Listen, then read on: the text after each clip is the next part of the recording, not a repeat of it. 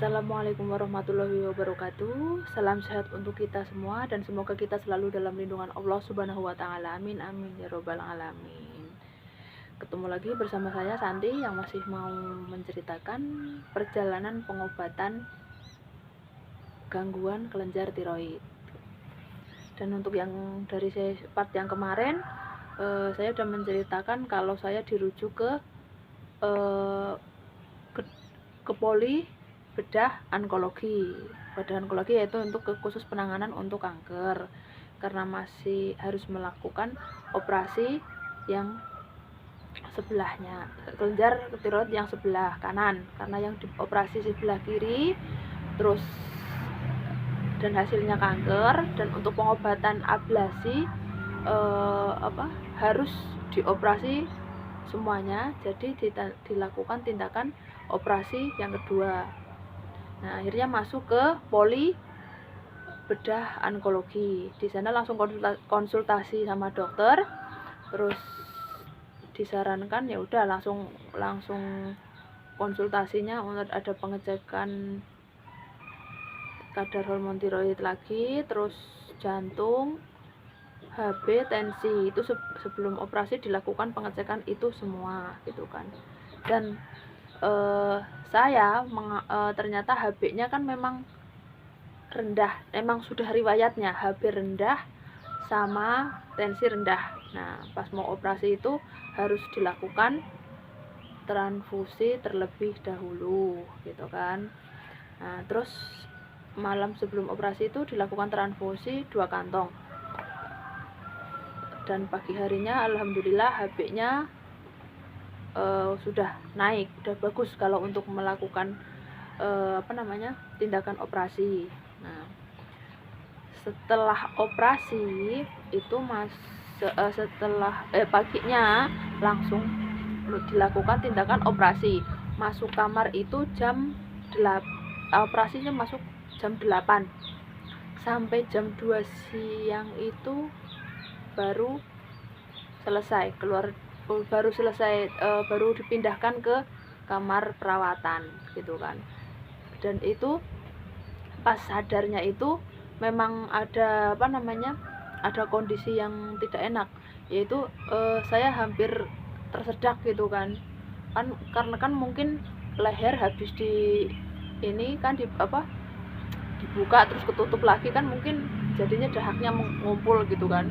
Nah, akhirnya pas kayak mau batuk tapi nggak bisa batuk, tapi untungnya perawat langsung menanyakan, ibu butuh bantuan gitu kan. Aku belum bisa bilang terus belum bisa ngomong, terus akhirnya cuman ngangguk aja gitu kan, langsung dikasih selang, disedot dahaknya itu tadi, terus ya udah langsung kayak lega gitu kan. Terus itu setelah itu masuk ke ruang perawatan, ya udah nunggu sampai sadar bener-bener sadar total, baru boleh makan dan minum seperti biasa gitu kan. Cuman kalau di saya untuk yang kedua ini, yang operasi yang kedua ini agak makan agak susah. Jadi makannya yang nasi lembek atau lebih ke bubur gitu kan. Jadi sama rumah sakitnya bisa dia ini kalau minta bubur boleh gitu kan, ya dikasih gitu kan. Udah, terus pas itu dan suara saya kecil, ada perubahan dari kalau operasi yang pertama itu kan nggak mengalami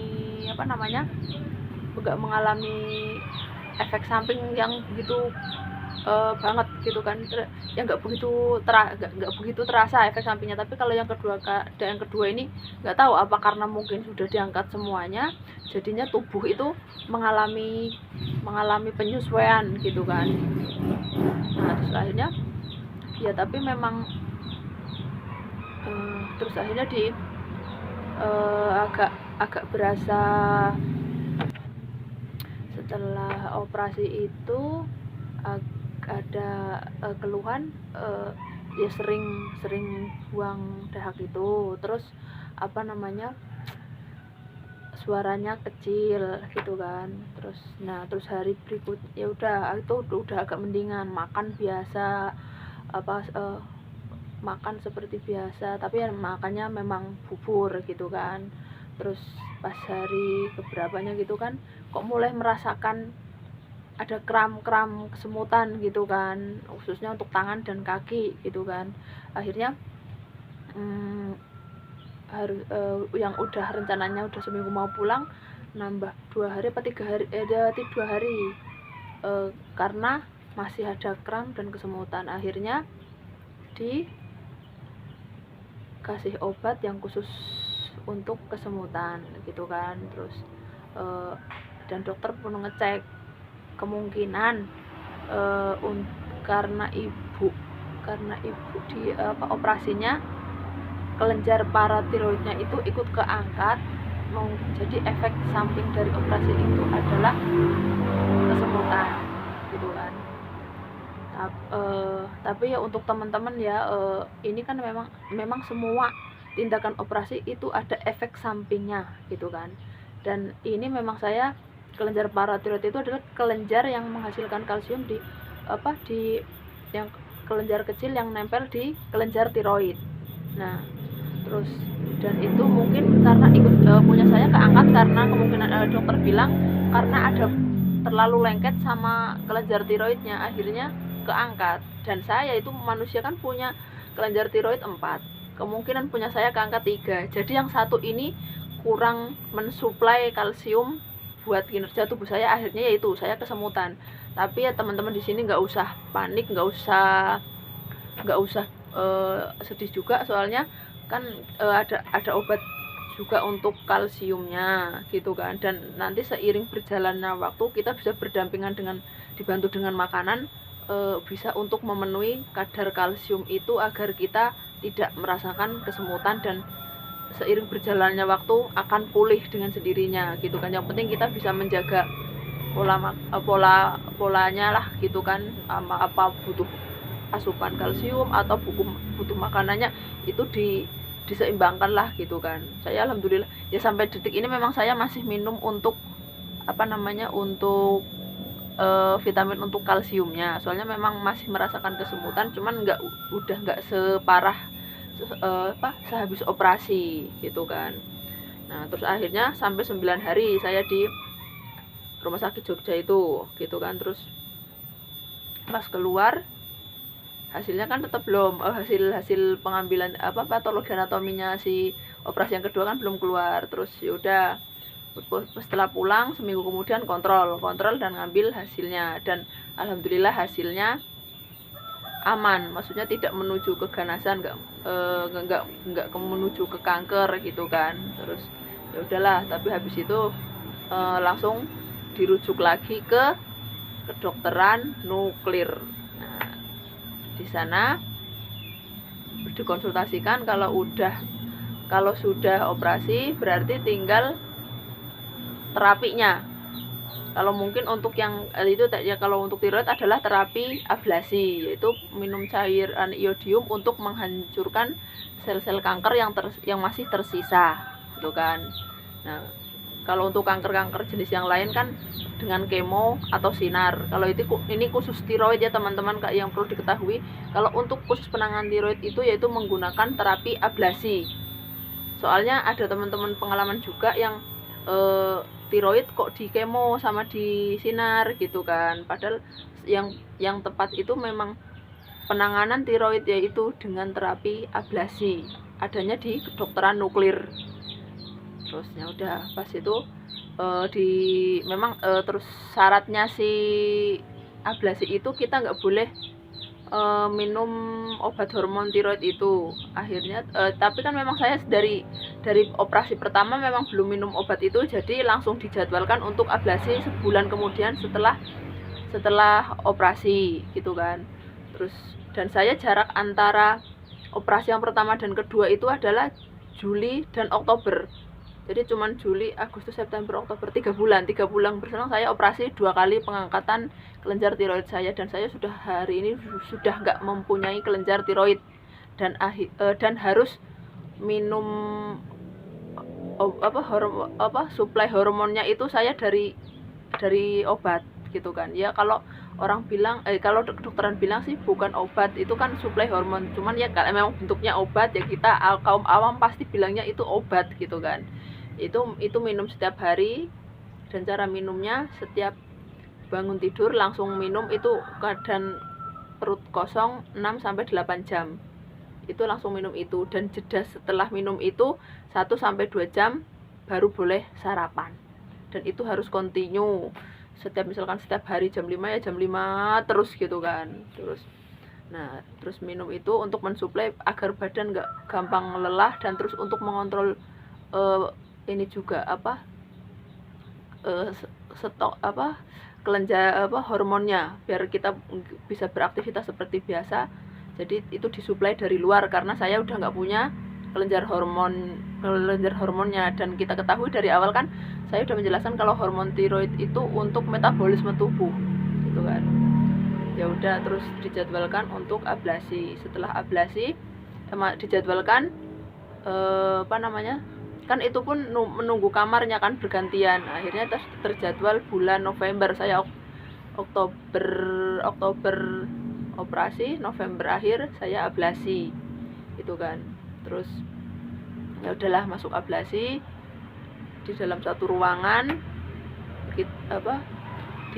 kalau ablasi kan itu diisolasi. Jadi dalam satu ruangan itu ada 4 tempat tidur, yang 4 pasien kita gitu kan. Terus dan itu hanya sesama pasien, tapi kita juga nggak diinfus nggak apa, jadi bebas. Jadi nanti sesama pasien melakukan perawatan. Kalau misalkan ada yang kan itu efeknya kan ininya kan mual yang pasti, terus makan nggak enak, terus mungkin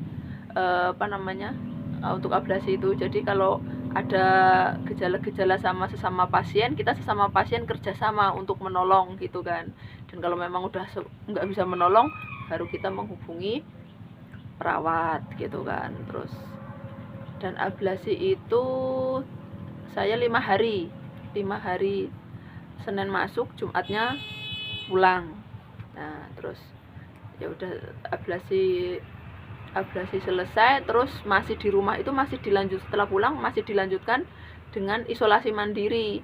Itu tetap masih dibatasi ketemu orang, ketemu balita, anak, dan orang tua, ibu menyusui, itu dianjurkan jangan bertemu dengan itu, karena radiasinya memang kalau yang pasti banget sih bikin pusing radiasinya. Soalnya kakak saya yang jemput saya pas pulang ablasi itu, dia merasakan pusing yang benar-benar luar biasa, karena kan deket saya selama perjalanan dari rumah sakit menuju pulang gitu kan, menuju rumah ke rumah gitu kan. Nah terus habis itu saya tinggal di kos kakak saya, karena memang kakak tinggal di rumah mertua, saya tinggal di kos gitu kan. Terus jadi biar saya nggak berkontak langsung dengan orang banyak gitu kan. Terus akhirnya ya udah di sana jadi saya bisa melakukan aktivitas seperti biasa tanpa ketemu. Soalnya kan kosnya itu untuk orang-orang untuk karyawan pabrik. Jadi kalau pagi kan saya bebas keluar. Nah terus yang ini saya bisa keluar bebas, yang karyawannya pada masuk kerja gitu kan. Ya udah di sana itu sampai 3 minggu. Dan anak saya yang kecil kan memang sudah dibatasi jangan sampai ketemu anak kecil. Jadi anak saya di Pacitan, saya isolasinya setelah pulang dari ablasi itu isolasi di Jogja gitu kan. Ya udah terus habis seperti itu. Dan perawatan untuk pakaian dari ablasi itu, kita kan memang itu ada radiasinya. Lah waktu ablasi itu kan cuma dimasukin ke plastik, masukin plastik, diikat gitu kan. Nah terus akhirnya sampai di rumah itu diangin-anginkan dulu selama 3 hari, baru dicuci seperti biasa agar hilang radiasinya dulu, baru dicuci seperti biasa. Nah, kalau yang mungkin yang orang mampu, maksudnya alah ya udah itu disarankan sih bisa untuk langsung dibakar atau dibuang, itu nggak apa-apa. Cuman kalau untuk saya kan memang ya sayang gitu kan, orang selama 5 hari itu baju terus buat ganti sebentar kok dibuang gitu kan. Akhirnya ya udah diangin-anginkan dulu baru dicuci seperti biasa. Itulah perjalanan perawatan ablasi seperti itu. Untuk part selanjutnya kita bahas pengobatan selanjutnya, yaitu nanti di part berikutnya ya. Untuk hari ini cukup sekian. Salam sehat untuk kita semua. Sehat itu mahal dan sakit ternyata lebih mahal. Jaga kesehatan kita bersama. Wassalamualaikum warahmatullahi wabarakatuh.